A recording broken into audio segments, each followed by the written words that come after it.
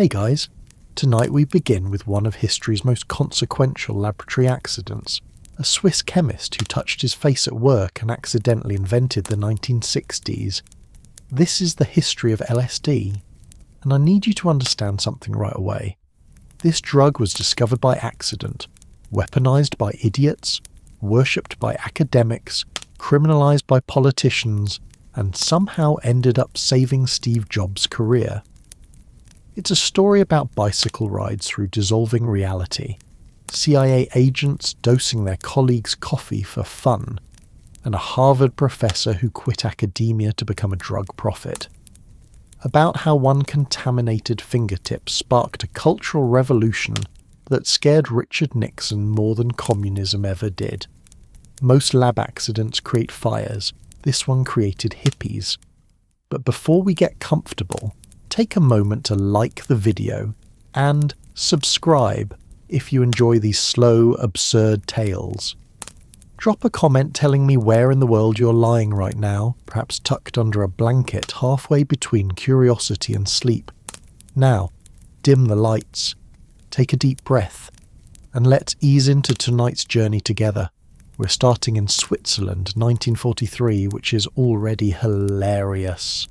Switzerland, where the trains apologise for being early, where banking and chocolate coexist in peaceful capitalism, where even the mountains look like they've been organised by a very meticulous committee. This is not where you would expect the apocalypse to begin.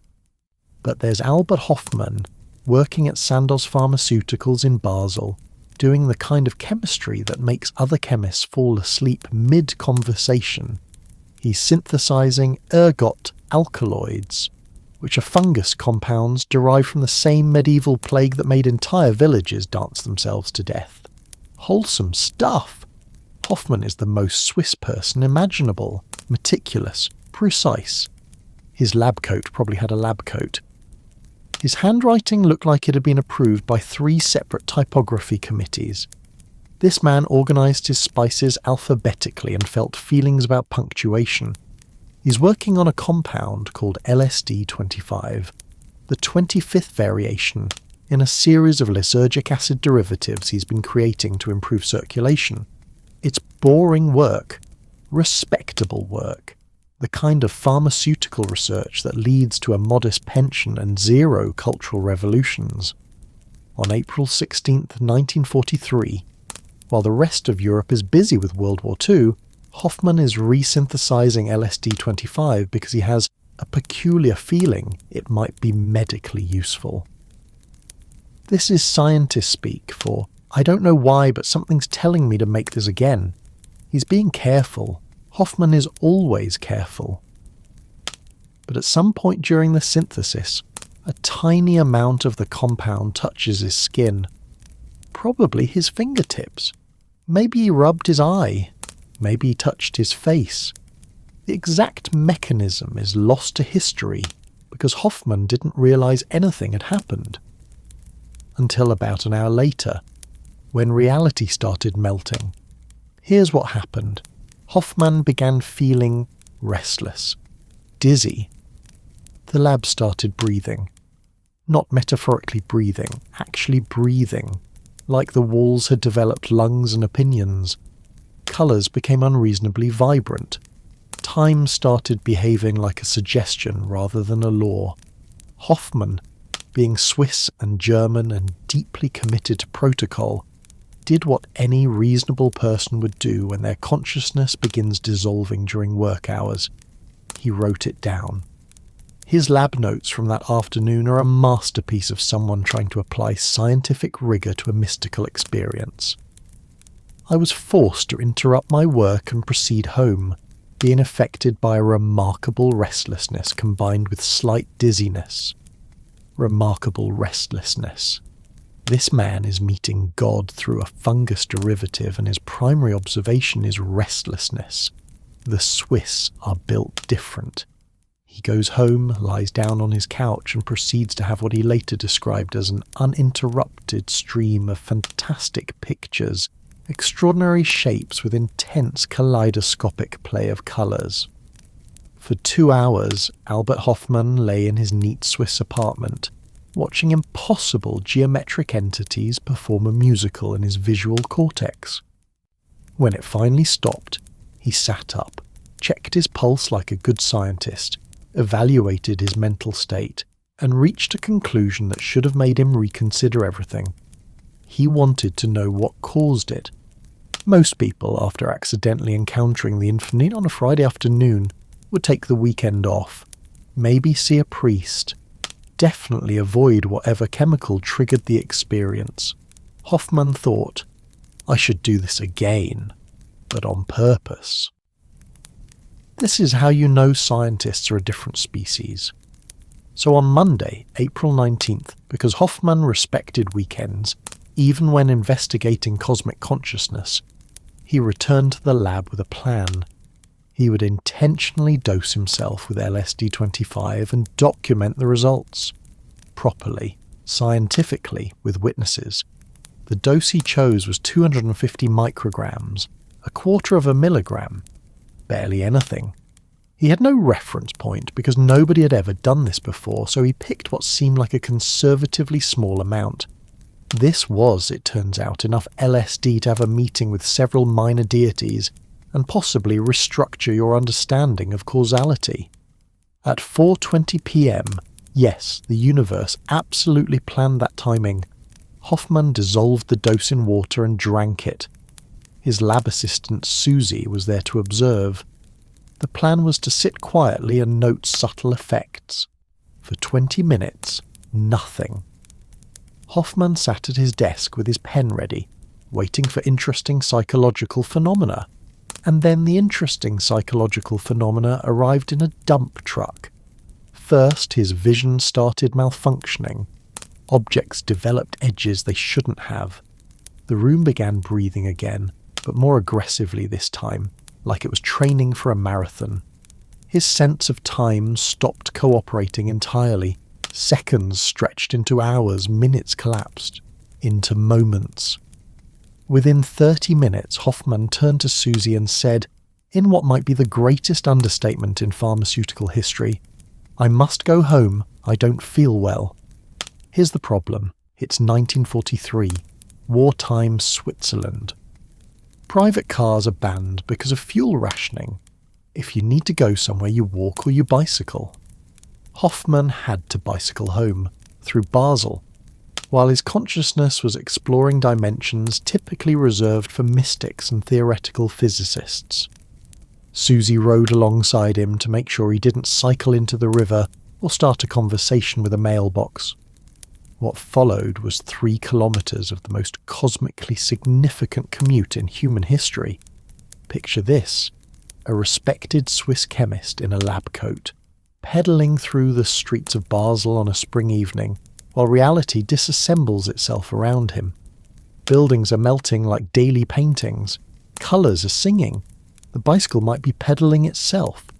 The distinction between Albert Hoffmann and bicycle has become suspiciously negotiable. And yet, and this is the most Swiss thing possible, he's still obeying traffic laws. Signals are respected. Lane discipline is maintained. Switzerland was collapsing into multiple dimensions, but by God, traffic regulations would be honoured. Hoffmann later said the ride felt like it lasted forever. Time had stopped making sense. 3 kilometres felt like crossing several continents and possibly multiple planes of existence. When he finally arrived home, stumbled through his door and collapsed on his couch, he was absolutely convinced he was dying. His vision was fragmenting. His body felt like he was operating it remotely from another room. The furniture wasn't just breathing anymore. It was dancing, moving, rearranging itself. His neighbour's face, glimpsed briefly, looked demonic. Terrified, Hoffmann asked his housekeeper to call a doctor and get milk from next door. The milk thing was because he thought maybe his neighbour had poisoned his milk. Very Swiss conclusion. Someone has tampered with my dairy. Dr. Stoll arrived, probably expecting a standard house call. Instead, he found a pharmaceutical chemist convinced he was dissolving. The doctor took Hoffman's vitals. Pulse, elevated but fine. Blood pressure, slightly high but stable. Pupils, dilated to the size of dinner plates. Physically, perfectly healthy. Psychologically, negotiating with geometric entities about whether the concept of Albert Hoffman needed to continue existing. Dr. Stoll wrote in his notes, physical condition, normal, psychic condition, strange. Medical school had not prepared him for this. The doctor left. There was nothing medically wrong. Hoffman was just experiencing something. The trip continued for hours. At first it was terrifying, pure existential horror. Everything Hoffman understood as real was dissolving. His sense of self, his memories, his identity, all of it was melting like wax. He thought he was dying. He said goodbye to his family and his mind. But then, as the peak subsided, something shifted. The terror transformed into something else. Wonder, gratitude, connection. The furniture stopped looking threatening and started looking profound. Reality wasn't disintegrating. It was revealing itself. By dawn, Hoffman walked into his garden and experienced what he called a kind of rebirth. The morning light looked impossibly beautiful. The dew on the grass seemed sacred. Everything was familiar but completely new, as if he was seeing the world for the first time. He ate breakfast. He felt fine, exhausted, but fine. And then he did what any good scientist would do. He wrote a detailed report for his bosses at Sandoz, explaining that he'd discovered a compound that dissolves the ego at microgram doses and reveals the fundamental nature of consciousness. The question Sandoz now faced was simple. What exactly do you do with a drug that makes people see God? This was not a normal pharmaceutical problem. Sandoz made migraine medication, not enlightenment. Their marketing department had no framework for causes' mystical union with the infinite. But Hoffman's report was compelling. The compound was extraordinarily potent, active at doses so small you measured them in millionths of a gram. It produced profound psychological effects with minimal physical toxicity. And several other researchers at Sandoz who volunteered to try it, because apparently everyone at this company had a death wish, reported that while intense, it was also meaningful. So in 1947, Sandoz did what pharmaceutical companies do. They made it a product. They called it Delacid, marketed it to psychiatrists as a tool for psychotherapy. The pitch was, give this to your patients and they'll access repressed memories, or meet God. Results may vary. The recommended dose was 25 to 75 micrograms, substantially less than Hoffman's bicycle ride dose, but still enough to make your furniture start having opinions about Heidegger. And then, because Sandoz was apparently run by very generous people with no concept of what they'd created, they started giving it away. For free. To any researcher who wanted it. A single gram of LSD could be divided into 10,000 doses, so production costs were negligible. They could afford to be philanthropic with enlightenment. LSD entered the scientific community like a rumour that turned out to be true. Throughout the late 1940s and early 1950s, psychiatrists started experimenting with LSD in therapy. And the results were bizarre in the best way. The theory was that LSD induced model psychosis, temporary insanity that would help therapists understand schizophrenia. This theory lasted about 5 minutes, because most people who took LSD didn't experience psychosis. They experienced something closer to a religious ceremony conducted by their own neurons. Therapists started noticing patterns. Under the right conditions, comfortable room, supportive guide, good music, LSD facilitated breakthroughs. Patients stuck in therapy for years suddenly accessed childhood trauma. Alcoholics had one session and quit drinking. People facing terminal cancer found peace with death. The mechanism seemed to be Give someone an experience of cosmic unity, and suddenly their problems look small by comparison. You meet God, alcohol loses its appeal. This was not how Prozac worked. One study gave alcoholics single high-dose LSD sessions and found that over 50% stopped drinking for at least 6 months. Alcoholics Anonymous, built around surrendering to a higher power, was suddenly competing with a drug that could make you meet that higher power in 4 hours. Therapists started taking LSD themselves, partly for research, partly because giving patients something you haven't tried seemed irresponsible. This led to an entire generation of psychiatrists who dissolved their egos in the name of science and came back with complicated feelings about Freud. The sessions were unusual. Patients would lie down wearing eye masks, listening to music, while a therapist sat nearby offering occasional guidance. Hours later, they'd emerge talking about meeting their deceased relatives or realizing they were one with the universe, or both simultaneously. This was therapy, but therapy that looked suspiciously like a shamanic ritual with a medical degree. And then Hollywood found out. In 1956, the news broke. Cary Grant was doing acid with his psychiatrist. Yes, that Cary Grant.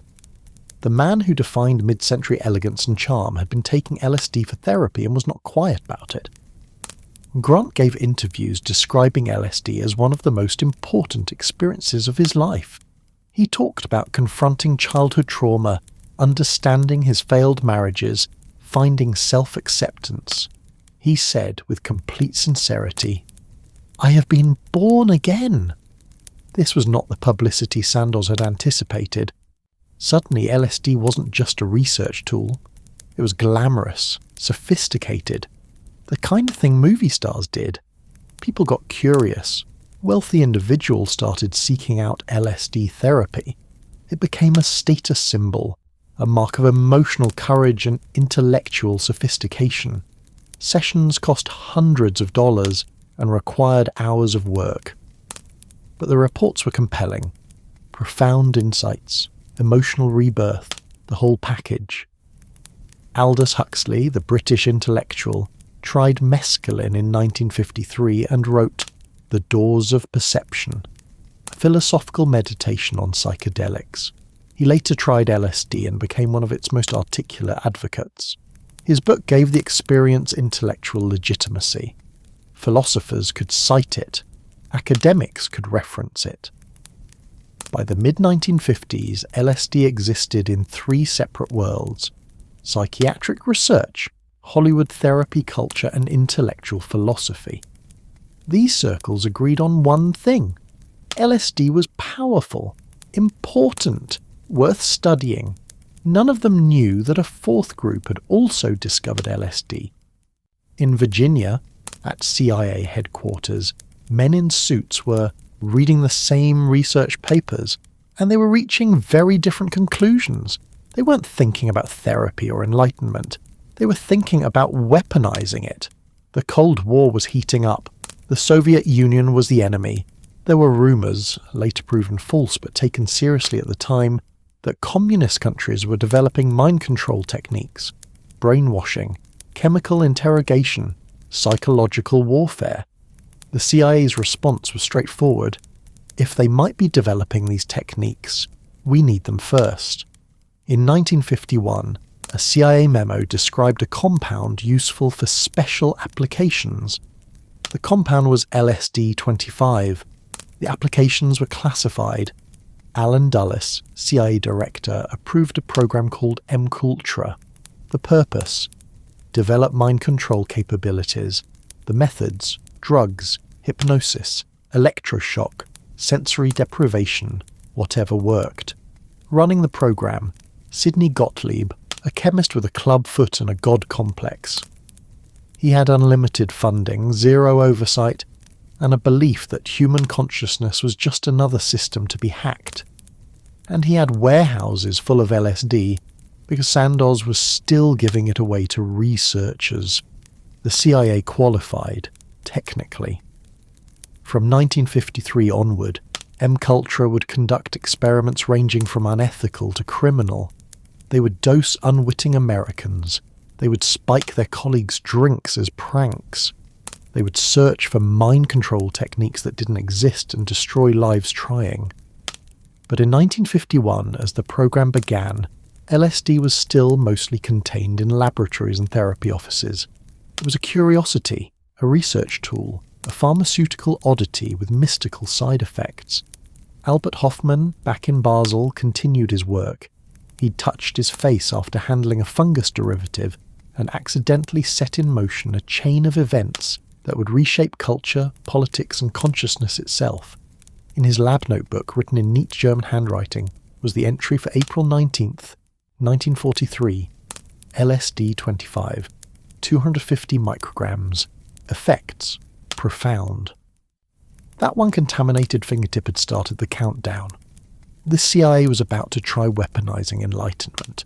Harvard was about to fire a professor for giving students mystical experiences. An entire generation was about to discover that reality was more negotiable than their parents had led them to believe. The 1960s were coming, and nobody was ready. The CIA's interest in LSD began with a question that would have been funny if it wasn't about to ruin so many lives. What if we could control people's minds? This wasn't a new question. Intelligence agencies had been fantasizing about mind control since intelligence agencies existed. The perfect truth serum, the perfect interrogation tool, the perfect way to turn enemy agents into puppets. It was Cold War paranoia meets science fiction, except now they had a chemical that actually did something to consciousness. The problem was they fundamentally misunderstood what LSD did. They thought, it makes people suggestible and confused, perfect for extracting secrets. What it actually did dissolves the ego and makes people contemplate the interconnectedness of all beings. These are not the same thing. But in 1953, when M-Culture officially launched, nobody at the CIA had bothered to take LSD themselves yet. They were working from reports, from theory, from the kind of confidence that comes from having an unlimited budget and no oversight. They saw a drug that disrupted normal thinking and thought, we can weaponize this. They could not weaponize this. But they were going to spend millions of dollars and ruin thousands of lives finding that out. Running M-Culture was Sidney Gottlieb, and we need to spend a moment with Sidney, because he's the kind of character that makes you wonder if the universe is running a dark comedy. Gottlieb had a clubfoot, a stutter, and a PhD in chemistry from Caltech. He was also a folk dancer, grew Christmas trees as a hobby, and kept goats. In another life, he could have been a quirky organic farmer. In this life, he was the CIA's chief poisoner. He was obsessed with consciousness, not in a spiritual way, in a how do I break it way. He saw the human mind as a machine that could be hacked, reprogrammed, controlled. LSD was just another tool like sodium pentothal or electroshock or any of the other nightmare techniques M-Culture would employ. The program's budget was classified, which is government speak for embarrassingly large. Gottlieb had money to burn and a mandate from the top. Develop mind control capabilities before the Soviets do. There was no ethics committee, no oversight board, no one asking annoying questions like, should we, or is this legal? The answer to both, for the record, was absolutely not. M-Culture's stated goals were ambitious and terrifying in equal measure. Develop a truth serum that would make interrogation obsolete. Create techniques for memory erasure so complete that a person's past could be rewritten. Find methods to control behavior, to make people act against their will, against their nature. Perfect interrogation through chemistry, turning the human mind into a lock that could be picked with the right chemical key. And most ambitiously, figure out how to turn human beings into remote-controlled vehicles. Puppets operated by invisible strings of pharmacology. The methodology they chose to achieve these goals was elegant in its stupidity. Give people LSD without telling them and see what happens. This was the plan. This was the actual plan. A government agency with unlimited resources looked at a consciousness-dissolving chemical and thought, let's surprise people with it. The experiments began in 1953 and they were immediately catastrophically unethical. Gottlieb and his team started with the people they had easiest access to, CIA employees, not by asking them to volunteer, by dosing them without warning, at office parties, in break rooms, during staff meetings. One day you're drinking coffee, discussing classified operations, and the next thing you know, the walls are breathing, and you're having a crisis about whether you exist. This was considered research, and also, somehow, team building. The Thanksgiving 1953 retreat is a perfect example. A group of CIA scientists and operatives gathered at a cabin in Maryland for what they thought was a normal work retreat. On the second night, Gottlieb spiked the after-dinner drinks with LSD. He didn't tell anyone. He just did it. Within an hour, everyone was tripping. Hard. These were men who had never experienced psychedelics, had no context for what was happening, and were now watching reality dissolve while surrounded by colleagues and supervisors. Most of them eventually realized what had happened. They laughed it off, or pretended to, because this was the CIA in the 1950s and showing weakness wasn't an option. But one man didn't laugh it off. His name was Frank Olson. Frank Olson was a biochemist who worked for the CIA's Special Operations Division. He was married, had 3 kids, lived in suburban Maryland. A normal guy doing classified work that was probably not normal, but he seemed stable, competent, fine. After being dosed at the retreat, Olson had a psychological breakdown. He became paranoid, agitated, convinced something terrible was happening. He couldn't sleep. He couldn't focus. His family noticed he was acting strange. A week later, Gottlieb and another CIA official took Olson to New York to see a psychiatrist, who was cleared to know about Counterculture. They checked into the Statler Hotel. On November 28, 1953, around 2:30 a.m., Frank Olson went through the closed window of his 10th floor room and fell to his death. The official story was suicide, depression, tragic but unrelated to the LSD. His family was told he died in an accident. They were given no details. The CIA paid for the funeral and offered a small pension. For 22 years, that was the end of the story. Except it wasn't. In 1975, the Church Committee investigations revealed McCulture's existence. The Olson family learned, 2 decades later, that Frank had been dosed with LSD without his consent, had a breakdown, and died under circumstances that were suspicious at best.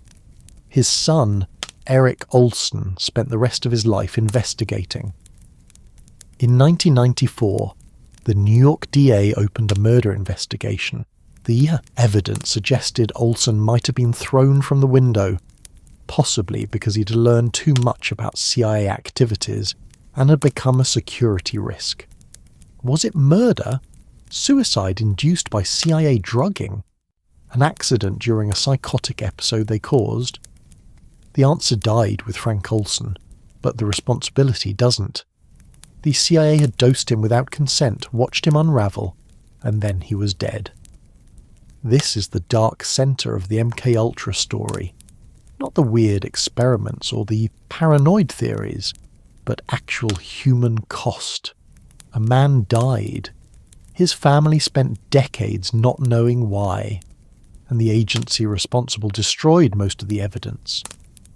But the internal dosing experiments continued, because apparently one death wasn't enough to make anyone reconsider the wisdom of surprising trained intelligence operatives with ego dissolution. CIA offices in the 1950s developed a culture of chemical paranoia. Don't drink the coffee. Dave from Technical Services might have dosed it. Don't eat the cake at birthday parties. Don't accept drinks from Sidney Gottlieb under any circumstances. Agents started testing their food. Some brought their own water. One CIA officer reportedly kept a canary in his office like a coal miner, figuring if the bird started seeing God, he'd know not to eat lunch. The absurdity was extraordinary. These were professional spies, trained to handle international crises, and they were terrified of their own break room. The Cold War was happening, the Soviets were a threat, and the CIA's primary danger was their own chemist, with a sense of humour and a vial of LSD. Gottlieb thought it was hilarious. He saw the dosing as a form of training, keeping agents on their toes, teaching them to be vigilant. The fact that this vigilance was directed at their own agency apparently didn't strike him as problematic, but the internal experiments, as unethical as they were, weren't the worst of it. Because Culture didn't stop with CIA employees, they expanded to the public. In the mid-1950s, the CIA rented apartments in New York and San Francisco. They furnished them nicely. They installed two-way mirrors. And then they hired prostitutes to lure men back to the apartments, where the men would be secretly dosed with LSD while CIA agents watched from behind the mirrors taking notes. Yes, really. Your tax dollars funded a program where intelligence agents hired sex workers to dose unsuspecting men with psychedelics, so the CIA could observe the results from behind glass like it was a very illegal nature documentary. The operation was called Midnight Climax, which sounds like a rejected spy novel title, and it ran for years. The setup was simple. Prostitutes would pick up men at bars. They'd bring them back to the CIA apartment. The drinks would be spiked with LSD. The men would have no idea why reality was suddenly malfunctioning. And behind the mirror, CIA agents with notepads would watch and document. What were they documenting? Good question. Officially, they were studying whether LSD made people vulnerable to manipulation or more likely to reveal secrets. Unofficially, they were watching drugged men have bad trips in government-funded brothels while agents drank martinis and pretended this was science. The prostitutes were paid. The men were not told. Ever. They go home confused, possibly traumatized, definitely with a story they could never fully explain. Honey, I went to a bar, met a woman, and then reality melted. No, I wasn't drunk. Yes, I know how this sounds. Some of the men probably thought they had lost their minds. Some probably never told anyone. Some probably spent years trying to understand what happened that night. None of them knew it was their own government. The operation ran in multiple cities: New York, San Francisco, Marin County. CIA safe houses decorated like bachelor pads, equipped with recording devices and two-way mirrors. A network of unwitting test subjects and paid sex workers, all in service of a mind control program that wasn't working. Because here's the thing, the experiments showed nothing useful. Men on LSD in stressful situations didn't become more pliable or more honest. They became confused, frightened, sometimes catatonic. They didn't reveal secrets, they couldn't form coherent sentences. LSD wasn't a truth serum, it was a consciousness solvent. You can't interrogate someone who's negotiating with the geometric patterns on the wallpaper about the nature of time. But Culture kept trying, kept dosing, kept watching. Because when you have unlimited funding and no accountability, failure doesn't mean stop, it means try harder. The program expanded internationally. In Canada, the CIA funded a psychiatrist named Ewan Cameron at McGill University's Allen Memorial Institute. Cameron was working on something he called psychic driving, a technique to erase existing memories and implant new ones. His method was straightforward in the way that war crimes are straightforward. He would put patients into drug-induced comas for weeks at a time, dosing them with LSD and other drugs, administering electroshock therapy at levels far beyond standard treatment, and playing recorded messages on loop. The messages were things like, you're a good wife and mother, or your mother hates you. Depending on what Cameron was trying to achieve, the messages varied, but the technique was the same: destroy the existing personality and try to rebuild it from scratch. It didn't work. Obviously it didn't work. You can't erase someone's personality and rebuild them like a corrupted hard drive. What Cameron did accomplish was destroying people's lives. Patients who entered his care for depression or anxiety left unable to remember their families, unable to function, permanently damaged. The CIA funded this for years. They called it research. Cameron called it therapy. The patients called it torture, but only the ones who could still speak coherently afterward. In 1988, the Canadian government formally apologised and paid settlements to victims. The CIA acknowledged funding Cameron but claimed they didn't know the full extent of his methods. This is the same agency that was dosing prostitutes' clients in San Francisco, so their claims of ignorance are, charitably, difficult to believe. Meanwhile, in prisons across America, Counterculture conducted experiments on inmates. These were technically voluntary. Prisoners were offered reduced sentences or other incentives to participate, but when you're incarcerated and someone offers you a way out, voluntary becomes a complicated word. Prisoners were given LSD, often in high doses, often repeatedly. Some experiments lasted weeks. The goal was always the same. Can we break someone's will? Can we control behaviour? Can we weaponize this? The answer remained no. What they could do was traumatize people. They could create bad trips, psychological breaks, lasting paranoia. They could demonstrate over and over that giving people massive doses of consciousness-altering substances in hostile environments produces hostile results. But control, behaviour modification, truth extraction, none of it worked. LSD didn't make people compliant. If anything, it made them more unpredictable, more likely to question authority, more aware of the arbitrary nature of social hierarchies. You cannot weaponize enlightenment. The universe has a sense of irony about that. By the early 1960s, culture had been running for nearly a decade. They'd spent millions of dollars, dosed thousands of people, destroyed countless lives, and learned exactly one thing. LSD is very powerful and we don't understand it. They wanted Manchurian candidates, sleeper agents they could program with drugs and hypnosis. What they got were agents who took LSD and started asking uncomfortable questions about the nature of authority and whether the CIA's mission was, really necessary, man. They wanted truth serums. What they got were interrogation subjects who couldn't focus long enough to answer basic questions because they were distracted by the profound interconnectedness of all beings. They wanted memory erasure. What they got were traumatized victims and ruined lives. The program was a comprehensive failure at everything except creating suffering. In 1963, Culture officially ended. The scare quotes are doing heavy lifting there. The experiments didn't stop. They just got quieter, moved to different programs with different names, continued under different classifications. But LSD was escaping. While the CIA was trying to contain and weaponize it, the drug was spreading into the world. Sandoz was still manufacturing it legally. Researchers were still studying it. Therapists were still using it.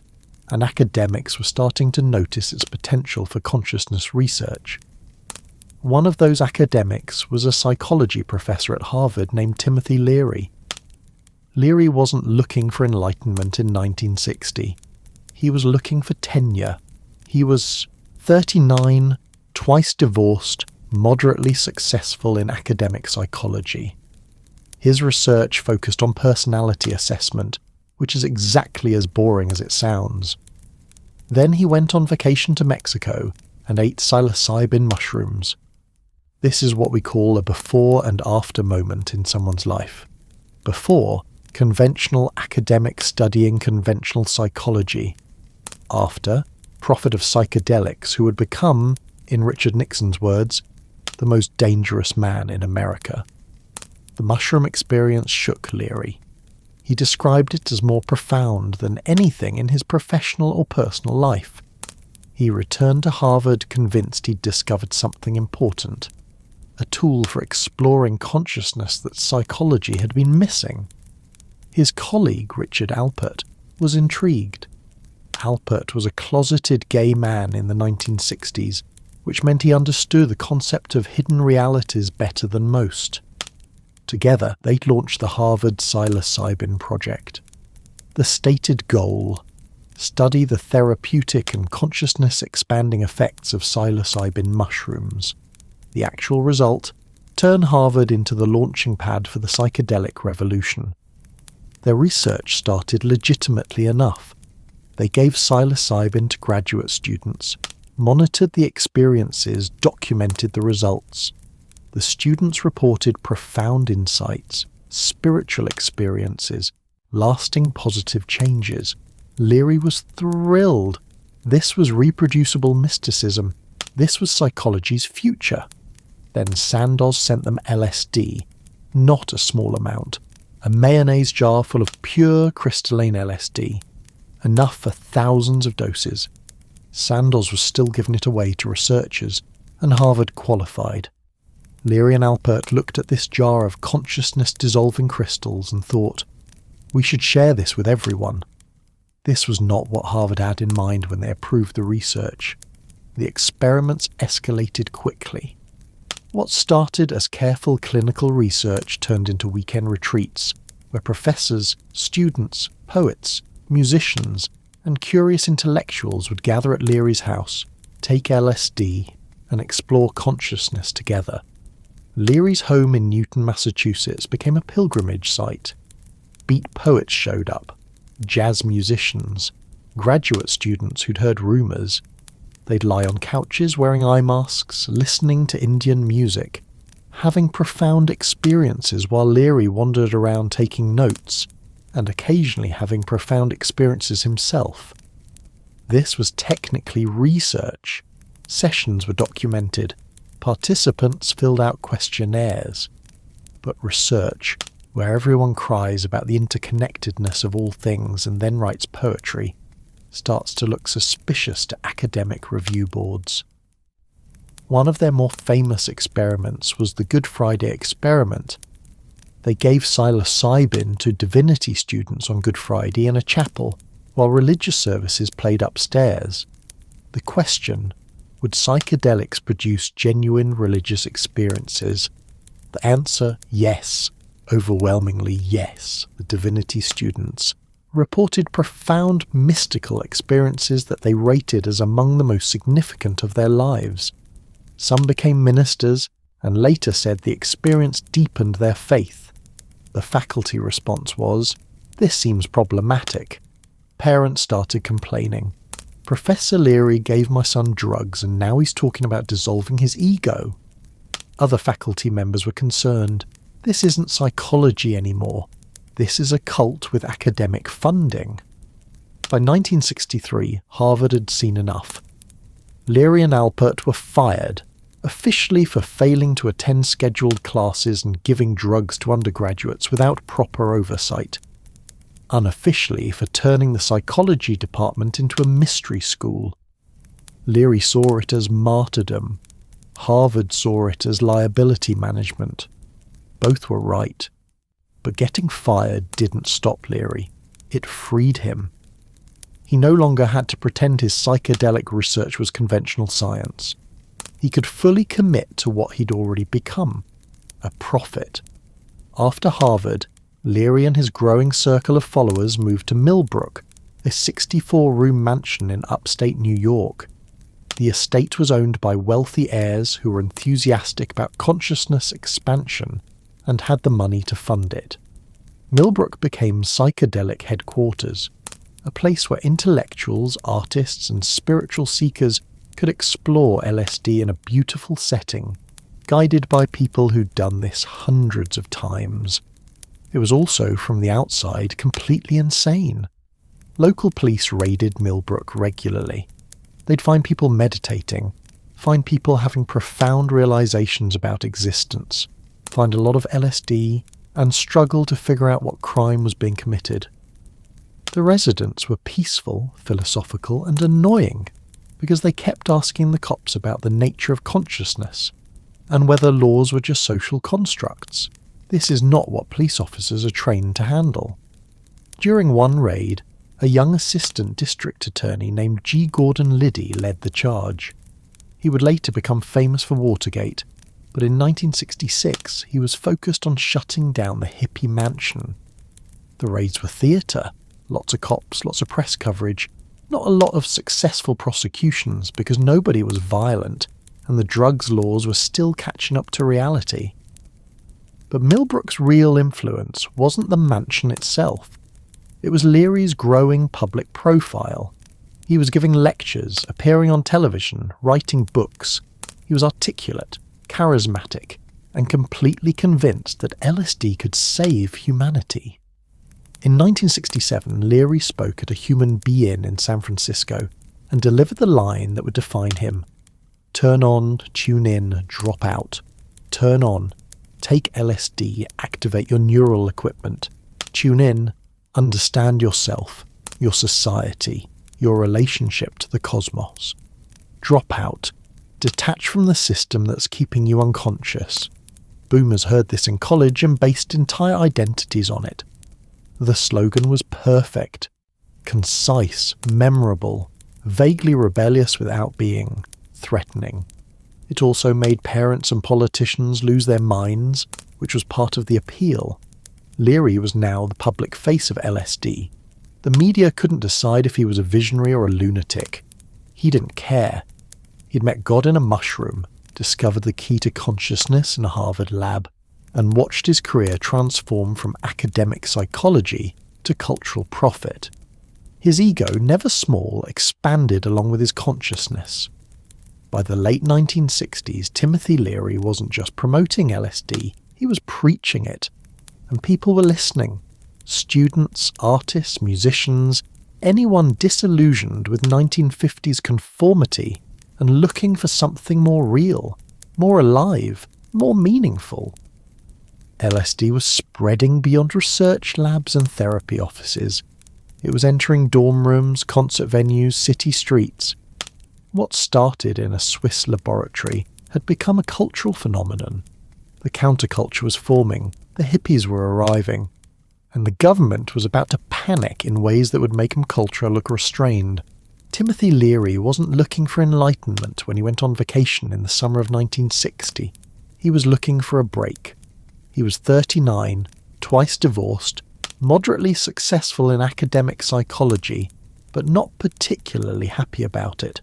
His research focused on personality assessment and interpersonal dynamics, the kind of psychology that sounds important in grant applications and boring everywhere else.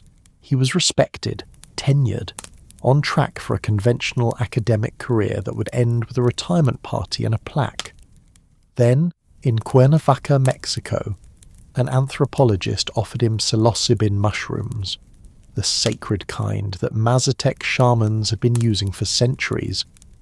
Leary, curious and on vacation, said yes.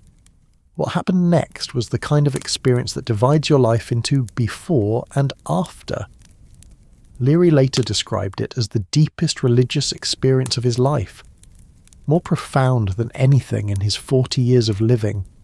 He felt he'd accessed parts of his mind that conventional psychology didn't acknowledge existed. He met versions of himself. He understood his childhood, his failed marriages, his entire existence in a way that years of therapy hadn't touched. When he came back from Mexico, he was a convert, not to mushrooms specifically, but to the idea that consciousness was vastly larger than anyone had been teaching. That psychology had been studying the mind from the outside when the real insights required going inside, way inside, further than normal waking consciousness allowed. His colleagues at Harvard noticed the change. Leary had always been charismatic, but now he had the unsettling energy of someone who'd seen behind the curtain. He started talking about consciousness, exploration like it was the future of psychology. Like everything they'd been doing before was preliminary. Some people thought he'd lost his mind, others were intrigued. One of the intrigued was Richard Alpert, a young psychology professor who was everything Leary wasn't. Wealthy family, multiple degrees, closeted and deeply anxious about it. Alpert was teaching at Harvard, publishing respectable papers, and quietly suffocating under the weight of maintaining appearances in 1960s academic culture. When Leary came back from Mexico talking about ego dissolution and mystical states, Alpert saw an escape route from the person he was pretending to be. Together, they launched the Harvard psilocybin project in 1960. The stated goal: study the effects of psilocybin on human consciousness. The deeper goal: figure out if this mushroom thing was reproducible, real, and as important as Leary thought it was. The early experiments were relatively controlled. They gave psilocybin to graduate students, monitored the sessions, collected data.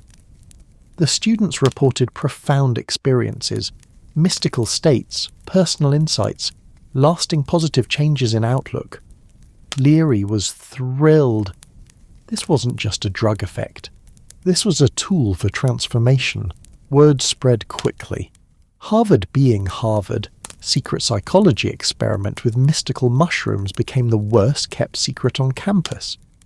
Students volunteered, professors got curious. The project grew from careful research into something more like a movement.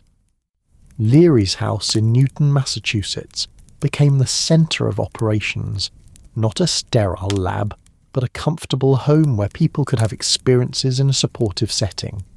There was music, art, conversations that went deep. It looked less like research and more like a salon for consciousness exploration. The university administration started getting nervous. This was 1961. Harvard was buttoned up, traditional, allergic to controversy. And here was Leary, turning his home into a gathering place for graduate students having religious experiences on university-sanctioned drugs. Then in 1962, Sandoz sent them LSD, not a small sample, a mayonnaise jar. An actual mayonnaise jar filled with pure crystalline LSD-25. Enough for 10,000 doses, just sitting in Leary's refrigerator next to the milk and leftover casserole. Sandoz was still giving LSD away to legitimate researchers. Harvard had legitimacy. Leary had enthusiasm. The combination was about to become very problematic for everyone involved. LSD was stronger than psilocybin, longer lasting, more intense. If psilocybin was opening a door, LSD was removing the wall.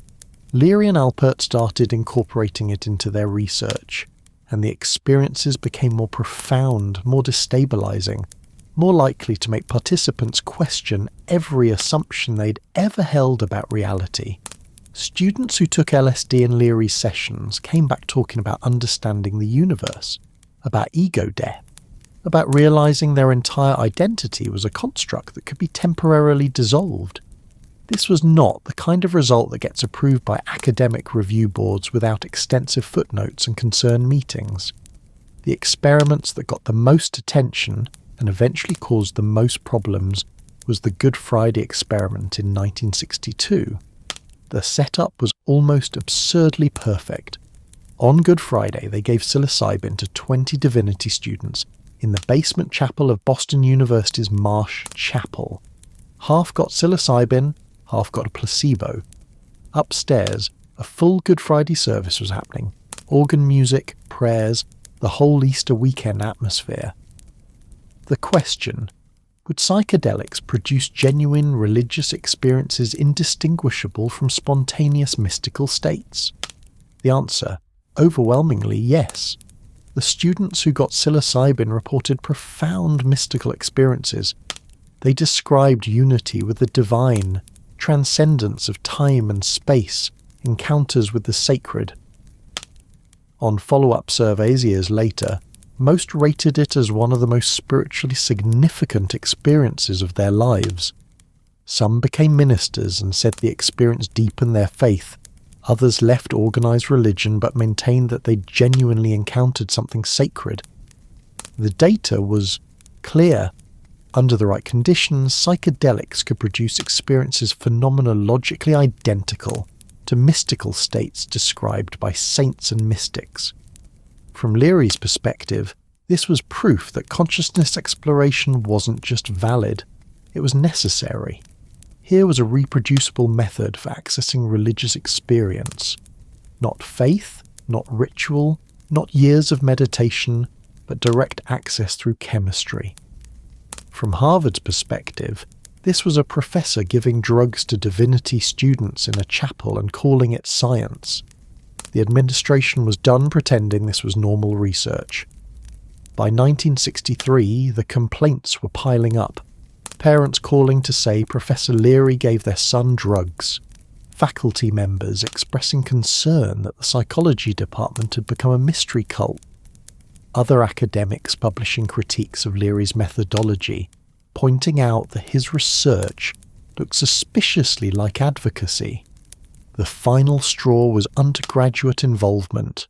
Leary and Alpert had started including undergraduates in sessions, which violated every protocol about drug research with students. When the administration found out, they had the excuse they needed. In May 1963, both Leary and Alpert were dismissed from Harvard. The official reason, failing to attend scheduled classes and violating research protocols by giving drugs to undergraduates. The real reason, they turned the psychology department into a launching pad for consciousness revolution, and Harvard wanted no part of it. Leary saw it as martyrdom. The establishment crushing visionary research because it threatened the status quo. He wasn't entirely wrong. Harvard was absolutely concerned about reputation over truth. But Leary also wasn't entirely innocent. He'd become so convinced of LSD's importance that he'd stopped caring about academic protocols, professional boundaries, or the concerns of people who thought maybe giving powerful psychedelics to undergraduates without proper oversight was a bad idea. Getting fired didn't stop him. It freed him. Without academic constraints, Leary could fully embrace what he was becoming. A prophet of the psychedelic age. After Harvard, Leary needed a base of operations. Conveniently, some wealthy brothers named Billy and Tommy Hitchcock, heirs to the Mellon banking fortune, were enthusiastic about consciousness expansion and owned a 64-room mansion in upstate New York. The estate was called Millbrook, and it became the next chapter in psychedelic history. Millbrook was absurdly perfect. A sprawling Victorian mansion on 2,500 acres, surrounded by forests and privacy. The Hitchcock family didn't just loan the property, they funded the operation. Leary and his growing circle of followers, researchers, artists and hangers-on moved in and turned it into a commune dedicated to exploring consciousness. From the outside, it looked like a cult. From the inside, it looked like the future. Daily life at Millbrook was structured around psychedelic sessions. Not constant tripping, Leary was clear that LSD was a tool, not lifestyle, but regular intentional explorations with preparation, guidance and integration afterward. Between sessions there was meditation, philosophy discussions, artistic creation, and a lot of people trying to figure out what they'd experienced and what it meant. The scene attracted everyone. Beat poets like Allen Ginsberg showed up and wrote about it. Musicians came to explore sound. Intellectuals came for the conversations. Curious seekers came because they'd heard rumours about a place where you could legally-ish, explore your consciousness in a mansion with people who'd done it hundreds of times. It was also, undeniably, weird. People wandering the grounds in robes. Spontaneous philosophy seminars. Someone playing sitar at 3 a.m. The locals in Dutchess County, New York, had no framework for what was happening at the big house on the hill, but they knew it wasn't normal. The police certainly thought it wasn't normal. The Millbrook raids became legendary. Local law enforcement, deeply suspicious of the hippie mansion, would show up with search warrants, storm through the property, and find people meditating, people having philosophical discussions, people being peaceful and somewhat confused about why 30 cops just crashed through the door. The police would find LSD, which was still legal in the early days, then illegal after 1966. They'd find marijuana. They'd find people whose pupils were very large and whose explanations for what they were doing involved a lot of words like consciousness and transcendence and the illusory nature of the self.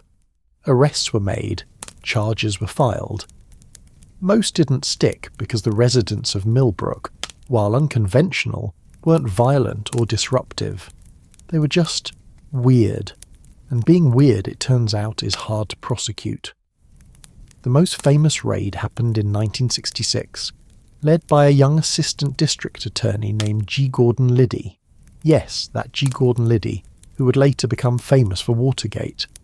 But in 1966, he was focused on shutting down the hippie mansion. Liddy's raid was aggressive. Dozens of officers, dawn timing, the full theatrical production. They searched every room, every closet, interrogated everyone they found. The bust made headlines. Liddy positioned himself as the law and order crusader taking on the drug menace. What he actually accomplished was making Leary more famous, because the publicity from the raids didn't scare people away from psychedelics. It made them curious. Here was this articulate former Harvard professor standing up to aggressive prosecutors, talking about consciousness and freedom and the right to explore your own mind. He looked calm, philosophical, almost amused by the whole thing. Liddy looked like exactly what he was, an authoritarian prosecutor threatened by people whose response to authority was, "But have you considered that authority itself is a social construct?" The contrast was perfect. Leary became a countercultural hero not despite the legal pressure, but because of it. By 1966, Leary wasn't just a researcher anymore. He was a public figure. He was on magazine covers, television shows, lecture circuits. He spoke at universities where auditoriums overflowed with students wanting to hear about consciousness expansion and dropping out of the rat race. His message was evolving. In the early days at Harvard, it was academic. Psychedelics are tools for psychology research. At Millbrook, it became spiritual. Psychedelics are tools for enlightenment. By 1966, it was becoming political. Psychedelics are tools for liberation from oppressive systems. The establishment noticed, and they were not pleased. Richard Nixon, who had become president in 1969, was already calling Leary the most dangerous man in America. Not murderers, not actual criminals, a psychology professor who advocated for LSD. The danger Leary represented wasn't violence, it was persuasion. He was articulate, educated, charismatic. He made LSD sound reasonable. He made dropping out sound like evolution. He made questioning authority sound like wisdom. And young people were listening. College students who'd never questioned anything were suddenly questioning everything. The children of the middle class were rejecting middle-class values. The system that had been running smoothly for decades was suddenly producing a generation that didn't want to play along. LSD wasn't the only cause. Vietnam, civil rights, generational tensions were all factors, but LSD became the symbol, the drug that made kids reject their parents' dreams. In September 1966, Leary spoke at a press conference in New York and announced the formation of the League for Spiritual Discovery, LSD, because Leary never missed an opportunity for wordplay. He declared that LSD use was a religious practice protected by the First Amendment. The argument was clever. If Native Americans could use peyote in religious ceremonies, why couldn't his followers use LSD? Consciousness exploration was their spiritual practice. The government couldn't ban religion. The courts were not convinced. But the publicity was extraordinary. Every article about Leary, every court appearance, every raid on Millbrook just spread the word further. LSD was becoming famous. Then came January 14th, 1967. The Human Be-In in San Francisco's Golden Gate Park. 20,000 people showed up. Maybe 30,000. The counts varied because everyone was too stoned to take accurate attendance. It was billed as a gathering of the tribes, hippies, activists, spiritual seekers, curious onlookers, all converging for a day of music, poetry and consciousness celebration. Leary was invited to speak. He walked on stage in white clothes, looking like a psychedelic prophet, and addressed the crowd. He talked about consciousness, about breaking free from social programming, about the revolution that was happening inside people's heads, and then he delivered the line that would define him forever. Turn on, tune in, drop out. The crowd erupted. It was perfect. 3 simple commands that captured everything the counterculture was feeling. Turn on, activate your neural equipment, take LSD, wake up, tune in, harmonize with yourself, with others, with the universe, understand the connections, drop out, detach from the system, stop participating in the structures that keep you unconscious, leave the game. The phrase spread like wildfire. It showed up on posters, in songs and conversations. It became a bumper sticker slogan for an entire generation's rebellion. It also made parents and politicians lose their absolute minds. Dropout sounded like abandon responsibility. It sounded like don't get a job, don't contribute to society, don't become a productive citizen. Which was exactly what Leary meant, but he thought those were good things. The establishment heard turn on, tune in, drop out, and understood it as direct threat to the entire social order. If young people dropped out en masse, who would run the corporations? Who would fight the wars? Who would maintain the system? Leary had accidentally, or maybe intentionally, declared war on conventional society, and conventional society was about to declare war back. But in January 1967, standing in Golden Gate Park with 20,000 people cheering, that confrontation was still coming. For now, it felt like victory. The counterculture was real. It had a leader, a slogan, and momentum. By early 1967, LSD had fully escaped the laboratory and entered mass culture. It wasn't just hippies in San Francisco anymore. It was college students in Boston, artists in New York, musicians in London. The Beatles had discovered it. The Rolling Stones had discovered it. Everyone who was anyone in the emerging rock scene was either taking LSD or pretending they'd taken more than they actually had. The music was changing. The Beatles released Revolver in 1966 and Sgt. Pepper's Lonely Hearts Club Band in 1967. Albums that sounded like they had been recorded by people whose consciousness had been thoroughly rearranged. Because it had been. John Lennon was taking LSD regularly. He'd later say it showed him that everything he'd been taught was wrong, which is a powerful realization when you're the most famous musician on earth. Paul McCartney was more cautious, but admitted he'd tried it. George Harrison went deep, travelling to India to explore consciousness through meditation and philosophy. The Grateful Dead were the house band of the psychedelic movement, playing marathon concerts where the music and the drugs merged into a single, consciousness-altering experience. Their shows weren't performances, they were rituals. The parking lot before a Dead show was its own economy, its own culture, its own mobile festival of consciousness exploration. Jefferson Airplane released Surrealistic Pillow with White, Rabbit, a song that was literally about following Alice down the rabbit hole, except the rabbit hole was LSD and Grace Slick was singing it like a command. The Doors took their name from Aldous Huxley's book. Jimi Hendrix played guitar like he was translating colours into sound. Pink Floyd was doing things with timing and space that only made sense if you'd personally met the void. The entire aesthetic of the late 1960s, the posters, the album covers, the light shows, the fashion was psychedelic. Not influenced by psychedelics, but literally. This is what the inside of consciousness looks like when you dissolve the boundaries.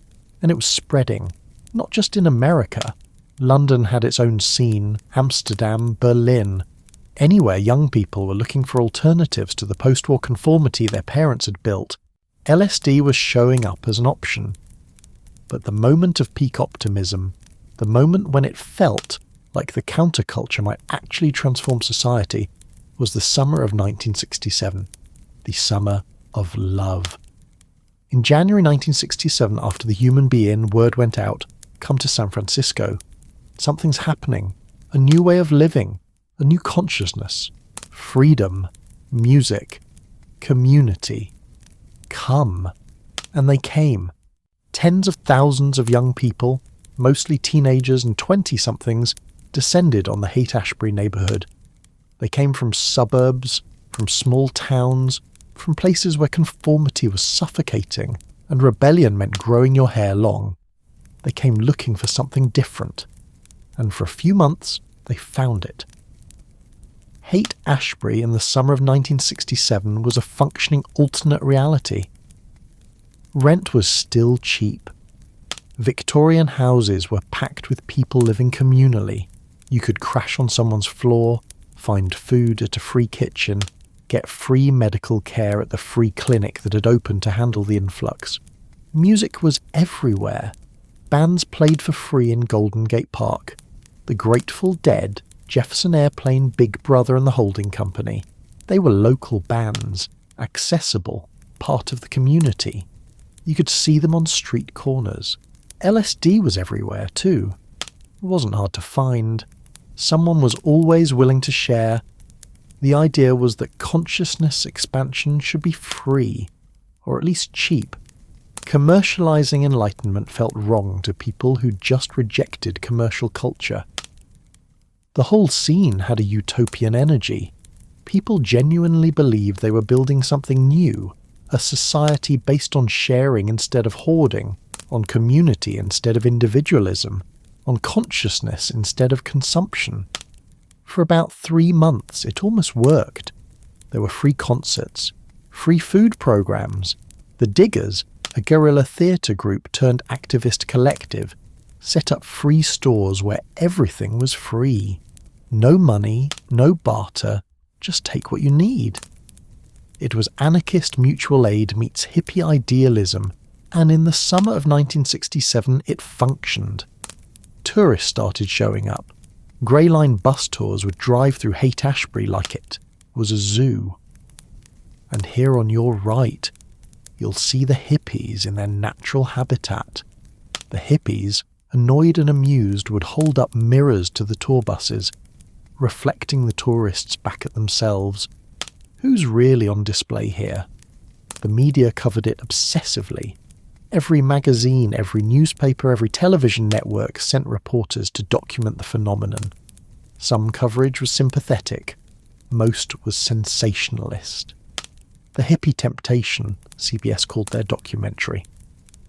The framing was always, is this the future, or is this a disaster? The answer, it turned out, was both. Because by August 1967, the summer of love was already collapsing under its own weight. The problem with inviting everyone to come to a neighbourhood was that everyone came. Haight-Ashbury couldn't handle the population explosion. Housing became scarce. The free food programs were overwhelmed.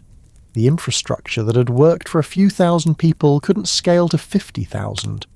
Worse, the scene was changing.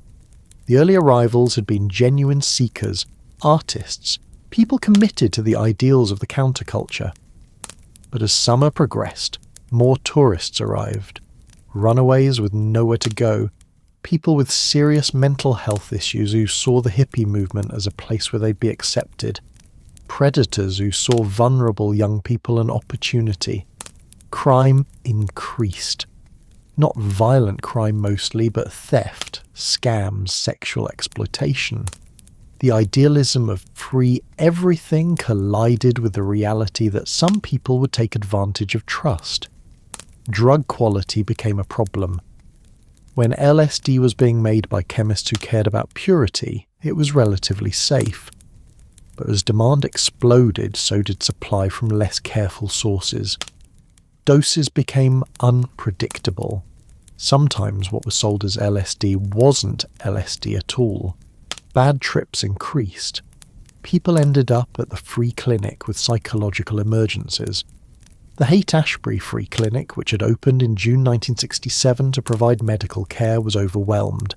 They treated everything: STDs, drug overdoses, malnutrition, infections from shared needles, psychological crises from bad trips. The clinic's existence was necessary and compassionate, but it was also evidence that the utopia was failing. By October 1967, the original hippies of Haight-Ashbury held a mock funeral. They called it the Death of Hippie. They literally carried a coffin through the streets filled with hippie paraphernalia: beads, flowers, media clippings. The message, what we built, is dead. The tourists and exploitation killed it. We're moving on. Some moved to rural communes, others just moved. The Haight-Ashbury that remained was a shell of what it had been, increasingly populated by runaways and hard drug users, the LSD idealism replaced by heroin desperation. The summer of love lasted 3 months. The hangover lasted years. But the cultural impact was permanent. Even as Haight-Ashbury declined, the psychedelic movement had changed music, art, fashion, language, and how an entire generation thought about consciousness and authority. The problem was that this success made the government even more determined to crush it. LSD had been illegal since 1966, but enforcement was ramping up. Police departments were creating special drug units. Prosecutors were treating possession like serious crime, and the laws were getting harsher. In December 1965, Leary had been arrested in Laredo, Texas, while crossing the border from Mexico. Police found a small amount of marijuana in his car. Not LSD, just marijuana. But it was enough. He was convicted and sentenced to 30 years in prison. 30 years for less than an ounce of marijuana. The sentence was absurd, clearly punitive. The judge wasn't punishing marijuana possession. He was punishing Timothy Leary for being Timothy Leary, for inspiring a generation to question authority. Leary appealed, and the conviction was eventually overturned on technical grounds. But the message was clear. The establishment wanted him gone. By 1968, the counterculture was under siege. Police were infiltrating hippie communities. Undercover narcotics agents were everywhere. The FBI had files on activists, musicians, anyone associated with the psychedelic movement. And then, in April 1968, Martin Luther King Jr. was assassinated.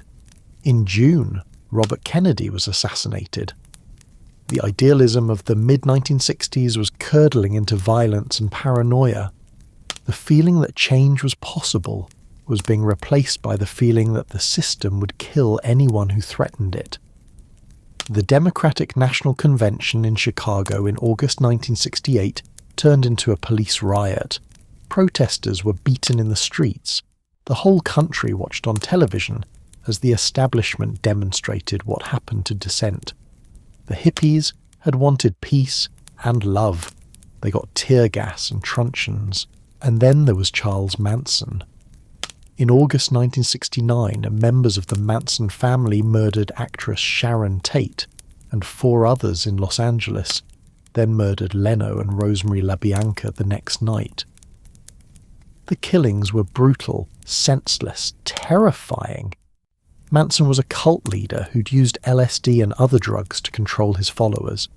He'd taken the language of the counterculture, love, freedom, consciousness, and twisted it into something evil. His followers committed murder thinking they were starting a race war based on Beatles lyrics. The media response was immediate and devastating. This is what the hippies created.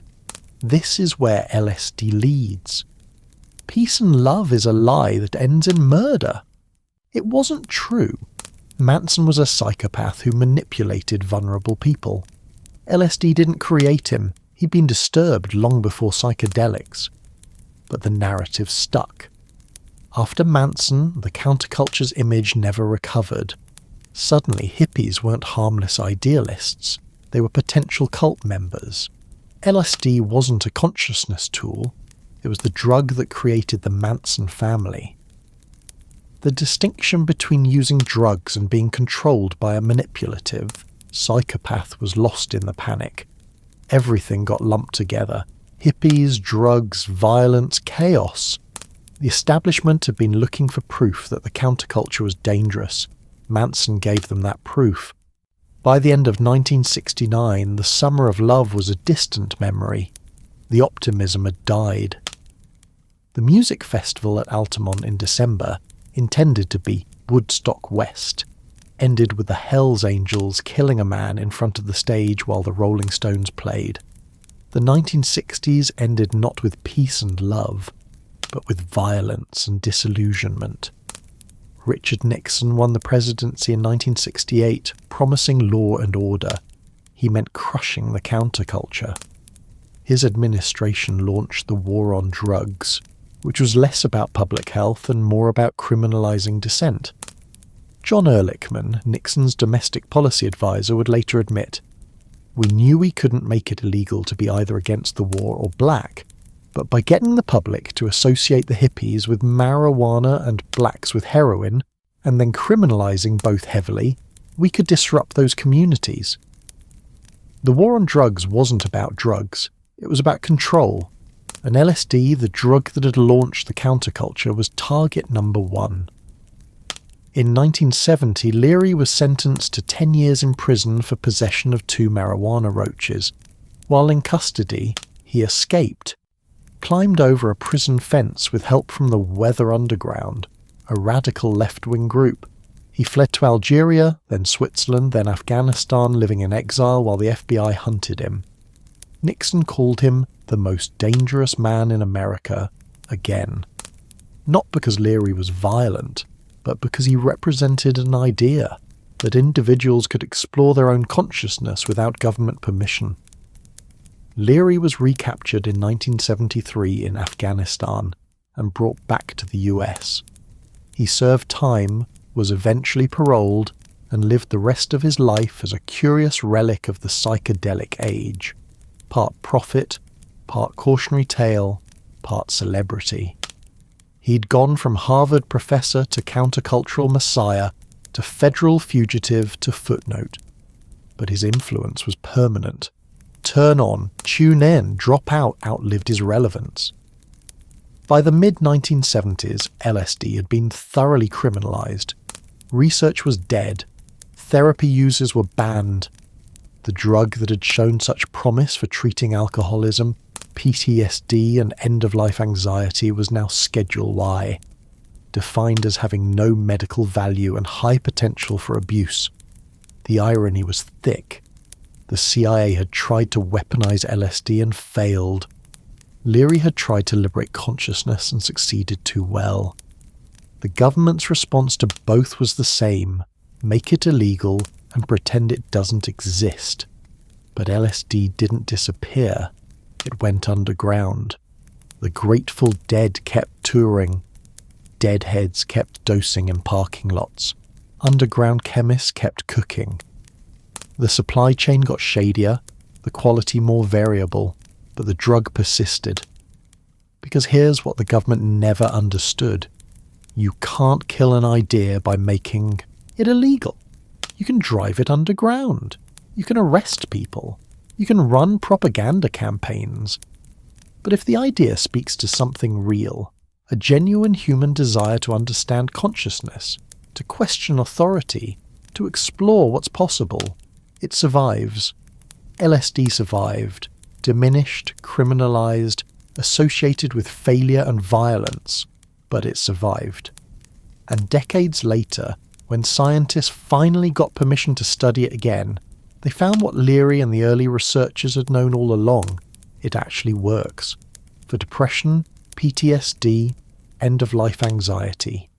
The therapeutic potential that got buried under moral panic and political opportunism was real. But that's a story for later. For now, in the early 1970s, the psychedelic revolution was over. Leary was in exile. The hippies had cut their hair and gotten jobs. The dream of transforming consciousness had crashed into the reality of politics, violence, and human nature. LSD had gone from Swiss laboratory to CIA torture, to Harvard research, to cultural phenomenon, to Schedule I felony in just 30 years. One contaminated fingertip had started a revolution. One president's paranoia had ended it. Or so it seemed. The 1970s were a hangover. Not the fun kind where you laugh about what happened last night, but the kind where you wake up in an unfamiliar place, can't find your shoes, and have vague memories of decisions that seemed brilliant at the time but clearly weren't. The counterculture had promised transformation. What it delivered was Nixon, disco, and a generation of former hippies who now worked in advertising and pretended they'd never talk to a tree about the nature of consciousness. LSD didn't disappear, it just stopped being news. The media moved on. Parents stopped panicking because their kids had moved on to different things to panic them with. The drug remained illegal, thoroughly criminalized, but the moral panic had exhausted itself. What remained was an underground, smaller, quieter, more careful. The Grateful Dead kept touring, and their parking lots remained portable festivals where consciousness exploration was less a revolution and more a recreational activity. Deadheads weren't trying to change the world anymore. They were just trying to have a good time and maybe understand the universe for a few hours. The supply chain had changed too. When Sandoz stopped manufacturing LSD in the mid-1960s, underground chemists picked up the slack. Some were idealists who believed in the cause. Others were entrepreneurs who believed in profit. The quality varied wildly. This was the problem with Prohibition. It eliminated quality control. When LSD was pharmaceutical-grade delicid, you knew what you were getting. When it was made in someone's basement, you hoped for the best. Sometimes the dose was accurate. Sometimes it was twice what you expected. Sometimes it wasn't LSD at all. Bad trips increased, not because LSD changed, but because the context changed. Set and setting, the mindset you bring and the environment you're in, determine the experience. Taking LSD at a Grateful Dead show with friends is different from taking unknown quality acid at a sketchy party where you're worried about cops. The 1960s had created a culture around psychedelics, preparation, intention, guidance. The 1970s mostly just had people dropping acid and hoping it worked out. Sometimes it did, sometimes it very much didn't. The research that had been so promising in the early 1960s was completely dead. Not paused for review, dead, dead. Buried under schedule. Yeast classification and political toxicity. Scientists who'd been studying LSD for therapy applications had to abandon their work. Not because it wasn't effective, the data showed it was helping people, but because continuing meant losing funding, losing credibility, possibly losing their careers. The studies on alcoholism treatment, the ones showing 50% success rates from single LSD sessions, were forgotten. The end-of-life anxiety research, where terminal patients found peace after guided experiences, was discontinued. The PTSD work vanished. Decades of potential medical progress was sacrificed because a president decided the counterculture was a threat. This is one of those moments where you realize drug policy has never been about public health or scientific evidence. It's about politics and control. LSD threatened authority, not because it was dangerous, but because it made people question authority. so authority made it illegal and pretended the science didn't exist. The researchers who dedicated careers to studying consciousness were left with nothing. Some shifted to other fields. Others kept quiet and hoped the political climate would eventually change. It wouldn't change for 30 years. But while mainstream research died, something else was quietly happening. LSD was becoming a tool for a different kind of elite. In the late 1970s and throughout the 1980s, whispers started circulating in Silicon Valley. Engineers, programmers, and early tech innovators were using LSD. Not publicly, they weren't stupid. But privately, in carefully controlled settings, they were exploring whether psychedelics could enhance creativity and problem solving. This wasn't new. The 1960s had seen experiments with giving LSD to engineers to see if it helped them solve technical problems. The results had been promising. People reported breakthrough insights, creative solutions to problems they'd been stuck on for months. But in the 1980s, this wasn't academic research, it was personal experimentation.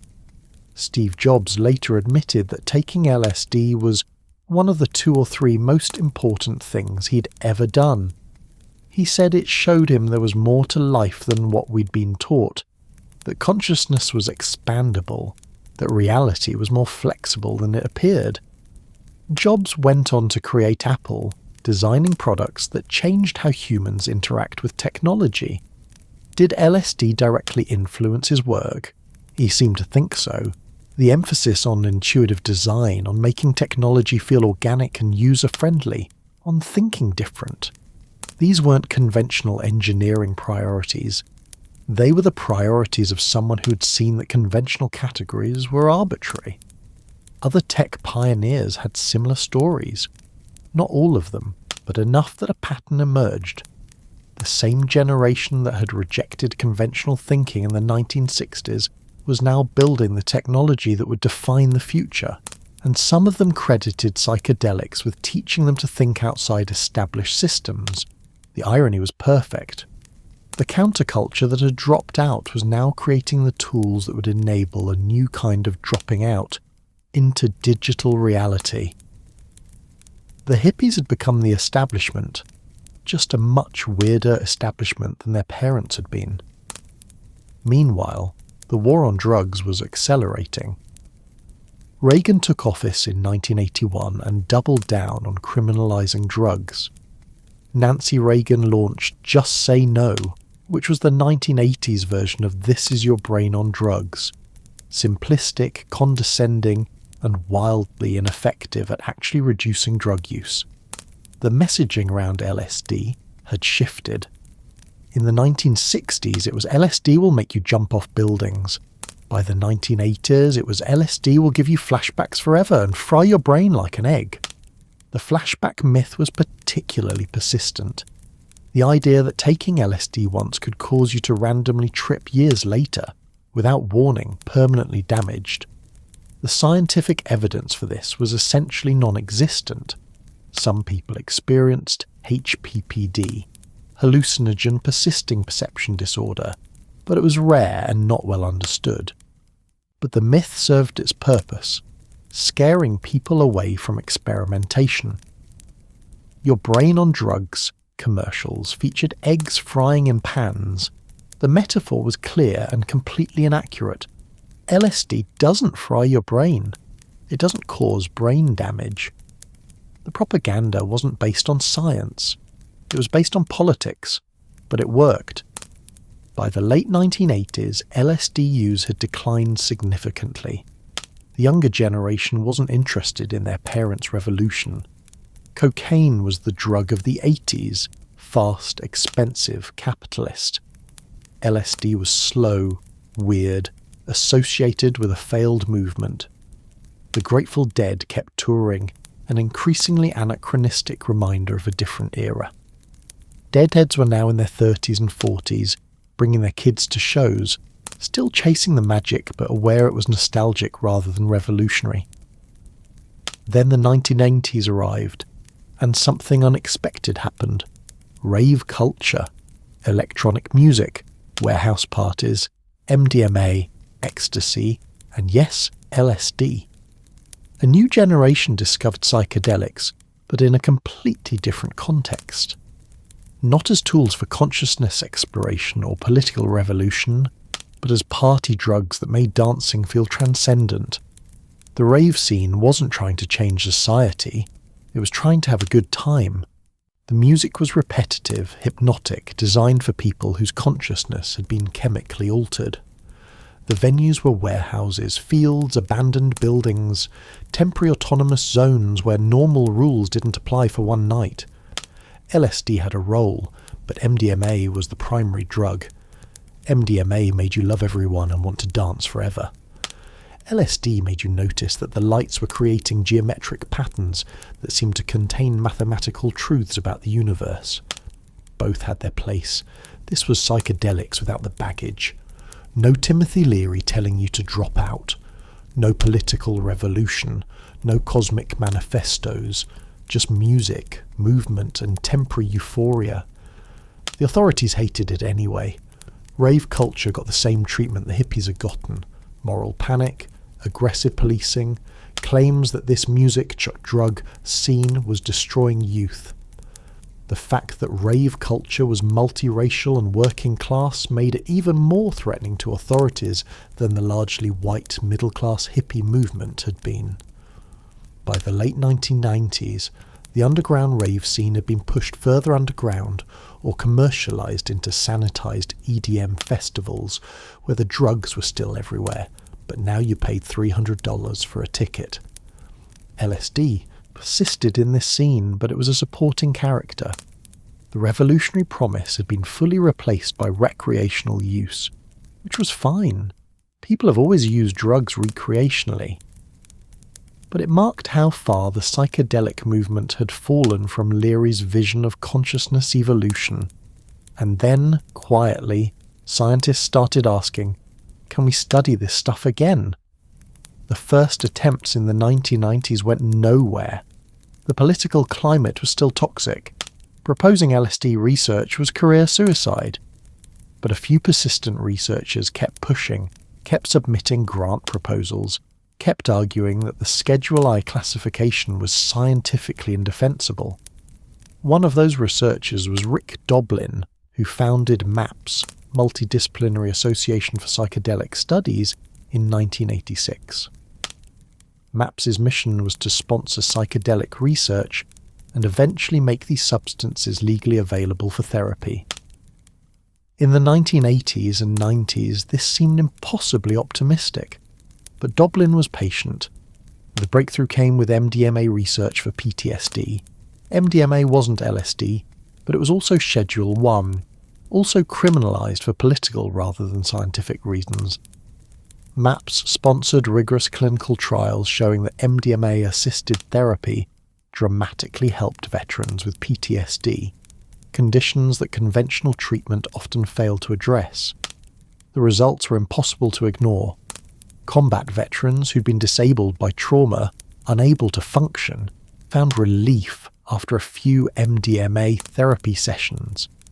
The effect sizes were larger than any existing PTSD treatment. This wasn't hippie mysticism. This was peer-reviewed science published in respected journals. Other researchers started getting funding for psilocybin studies. Johns Hopkins, Imperial College London, NYU. Prestigious institutions that could provide credibility. They studied psilocybin for depression, for end-of-life anxiety in cancer patients, for addiction. The results kept coming back positive. Terminal cancer patients who took psilocybin in therapeutic settings reported dramatic reductions in death anxiety. People with treatment-resistant depression showed improvement after single doses.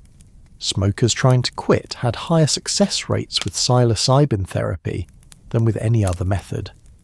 This was the research from the 1960s, repeated with modern methodology and rigorous controls. And it still worked. LSD research took longer to restart. It carried more political baggage than psilocybin. But by the 2010s, studies were happening. Small ones, carefully designed but happening. Research on LSD for anxiety, for cluster headaches, for creativity enhancement. The data showed what Albert Hofmann had suspected in 1943. This was a powerful tool that deserved serious study. While scientists were cautiously restarting research, a different phenomenon was emerging in Silicon Valley: microdosing. The concept was simple. Instead of taking a full dose of LSD, 100 plus micrograms, take a tiny dose, 10 to 20 micrograms below the threshold for perceptual effects. No visuals, no ego dissolution, just a subtle enhancement of mood, creativity, and cognitive flexibility. Tech workers started experimenting. They'd microdose before work, claiming it made them more creative, more focused, better at solving complex problems. Articles appeared in Wired and Rolling Stone about programmers and entrepreneurs using LSD as a productivity tool. This was absolutely not what Timothy Leary had envisioned. He wanted consciousness revolution. Silicon Valley wanted better code. But it was fascinating because it normalized psychedelics in a new way. These weren't hippies dropping out. These were highly paid professionals optimizing their performance. Microdosing was framed as biohacking, as cognitive enhancement, as productivity improvement. The scientific evidence for microdosing was thin. Most of the benefits could easily be placebo. People who thought microdosing would help them performed better because they believed it would. Rigorous studies were just beginning, but the cultural shift was real. Psychedelics were being discussed in Forbes and the Wall Street Journal, not as dangerous drugs or countercultural rebellion, but as tools. Potentially therapeutic tools, potentially performance-enhancing tools, but tools nonetheless. The revolution Leary had wanted didn't happen, but a kind of normalization did. The most significant shift came in the 2010s, when clinical research reached critical mass. In 2016, a study at Johns Hopkins gave psilocybin to cancer patients suffering from death anxiety. 80% showed significant reductions in anxiety and depression 6 months later, after one session. The researchers called it the most dramatic psychiatric effect they'd ever seen from a single intervention. In 2017, FDA granted breakthrough therapy designation to MDMA for PTSD, acknowledging that it showed promise for a serious condition lacking effective treatments. This was the FDA, the federal government, admitting that a Schedule I drug might be medicine. Studies on psilocybin for depression showed remission rates that conventional antidepressants couldn't match. Studies on addiction showed that psychedelic therapy helped people quit smoking, drinking, other drugs. The mechanism seemed to be similar across conditions. Psychedelics disrupted rigid patterns of thinking, allowed people to see their problems from new perspectives, facilitated emotional breakthroughs. The mystical experience itself seemed therapeutic. People who reported stronger mystical experiences showed better outcomes. This was hard for conventional psychiatry to accept. Medicine is supposed to be mechanical. Drug X adjusts neurotransmitter Y to treat condition Z. Psychedelics worked differently. They created experiences that were meaningful, that changed how people understood themselves and their problems. You couldn't separate the chemistry from the psychology, the drug from the set and setting, the treatment from the meaning the patient found in it. This made psychedelics weird medicine, but it also made them effective medicine. By 2020, the momentum was undeniable. Oregon decriminalized psilocybin and created a framework for legal therapeutic use. Other states were considering similar measures. Cities were deprioritizing enforcement of psychedelic laws. The psychedelic renaissance was real, not the revolution Leary had imagined. No one was dropping out anymore, but a quieter transformation. bringing these substances back into legitimate medicine and therapy. There was a certain irony to it. The same establishment that had criminalized psychedelics in the 1960s was now cautiously embracing them. Pharmaceutical companies were suddenly interested. Investors were funding psychedelic startups. Therapists were training in psychedelic-assisted therapy. Some people worried about commercialization. Would corporations turn sacred medicines into profit centers? Would the lessons of the psychedelic experience be lost if it became just another mental health treatment you could buy? Others argued that making these treatments available was more important than keeping them pure. If psychedelics could help veterans with PTSD, people with depression, individuals facing death with terror, who cares if corporations profit? The suffering relieved was real. The debate continued, but the movement was clear. After 50 years underground, psychedelics were coming back into the light. Albert Hofmann watched all of this happen. He lived to 102, dying in 2008, having witnessed his accidental discovery become a cultural phenomenon, a Schedule I felony, and finally, potentially, medicine again. In his later years, Hofmann remained convinced that LSD was his problem child. Difficult, misunderstood, dangerous in the wrong hands. But also his wonder child, a tool of immense potential if used properly. He never stopped believing that LSD could help humanity evolve, could facilitate deeper understanding of consciousness, could heal psychological wounds that conventional medicine couldn't touch. Whether he was right depends on what happens next. So where does that leave us now? LSD is still Schedule I federally, still illegal to possess, manufacture or distribute. But the culture around it has shifted dramatically. The moral panic is gone. When parents in 2024 discover their college student tried LSD, they're more likely to say, "Be careful," than "You're going to jail." The propaganda has faded because it was never based on truth. Clinical trials continue. MAPS is in Phase 3 trials for MDMA-assisted PTSD therapy, expecting FDA approval within years. Psilocybin therapy for depression is advancing. LSD research is expanding, though more slowly because of the political baggage. If the trajectory continues, within a decade, therapists might legally prescribe psychedelic-assisted therapy for specific conditions, not recreational legalization. That's politically much harder, but medical access regulated and controlled, administered by trained professionals in therapeutic settings. This would be a return to the 1950s and early 1960s, before Prohibition shut down research, except now with modern methodology, brain imaging, genetic studies, all the tools of contemporary neuroscience. We might finally answer the questions that got buried under politics. How exactly do psychedelics work? Why do they facilitate therapeutic breakthroughs? Can we predict who will benefit and who might have adverse reactions? Can we maximize benefits while minimizing risks? These are scientific questions that could have been answered decades ago if Nixon hadn't decided the counterculture was a threat. The story of LSD is a story about how politics, culture, and chemistry collide in unpredictable ways. It starts with an accident. Albert Hofmann touches his face in a Swiss laboratory in 1943 and discovers a molecule that dissolves the ego. The CIA tries to weaponize it and fails spectacularly, learning that you cannot control someone having a mystical experience. Timothy Leary tries to enlighten humanity and succeeds at getting fired from Harvard and making psychedelics famous.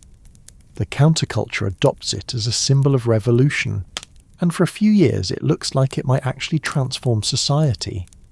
Then Charles Manson and political backlash kill the dream, and LSD becomes a Schedule I felony, buried under propaganda and prohibition. It survives underground, kept alive by deadheads, ravers, and people who believe consciousness exploration is worth the legal risk. And finally, decades later, Scientists are allowed to study it again and discover what the early researchers knew. It actually helps people. The lesson isn't that LSD is good or bad. It's too complicated for simple moral categories. It's powerful. It can facilitate profound healing. It can also cause difficult psychological experiences. Like any tool, the outcome depends on how it's used, by whom, and in what context. The real lesson is about prohibition. Making something illegal doesn't make it go away. It just drives it underground, eliminates quality control, prevents research, and fills prisons with non-violent offenders. 50 years of prohibition didn't stop people from taking LSD. It just stopped scientists from studying it, and doctors from using it therapeutically. That's changing now. Not because the drug changed, but because the politics did. Steve Jobs said taking LSD was one of the most important experiences of his life. He wasn't alone. Countless artists, musicians, scientists, and ordinary people report that psychedelics profoundly influenced how they think about consciousness, creativity, and what it means to be human. Whether that influence was positive or negative varies by individual, but the influence was real. LSD showed humanity something important. Consciousness is not fixed. Our experience of reality is not the only possible experience. The boundaries between self and world, between subject and object, are more fluid than we usually recognize. This insight can be terrifying or liberating, or both. It can lead to wisdom or confusion or madness, depending on the person and the context. But it's an insight that, once encountered, changes how you think about everything. Albert Hofmann died in 2008 at age 102. On his 100th birthday, he gave an interview reflecting on his discovery.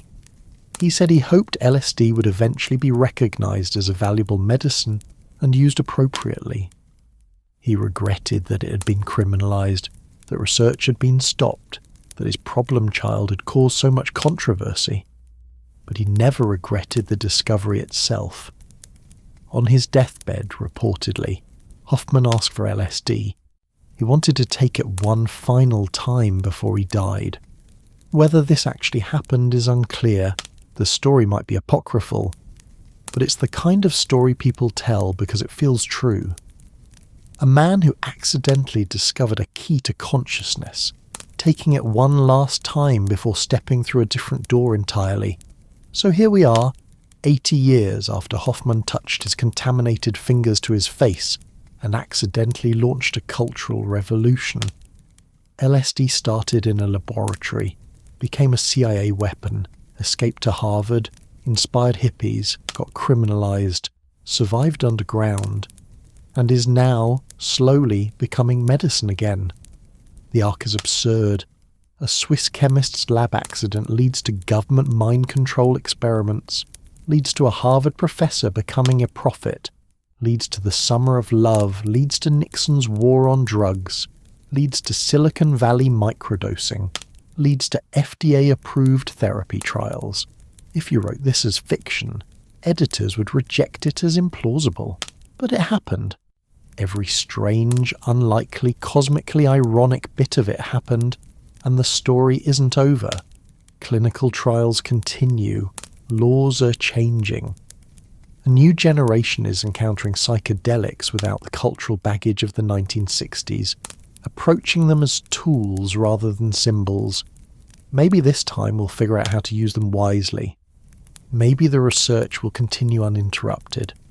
Maybe in 20 years, psychedelic therapy will be as normal as antibiotics, just another medical tool that works for certain conditions. Or maybe politics will intervene again. Maybe there'll be another moral panic. Maybe prohibition will return. The future is uncertain, but one thing is clear. You cannot uninvent a discovery. Hofmann opened a door in 1943, and no amount of laws or propaganda can close it permanently. The molecule exists.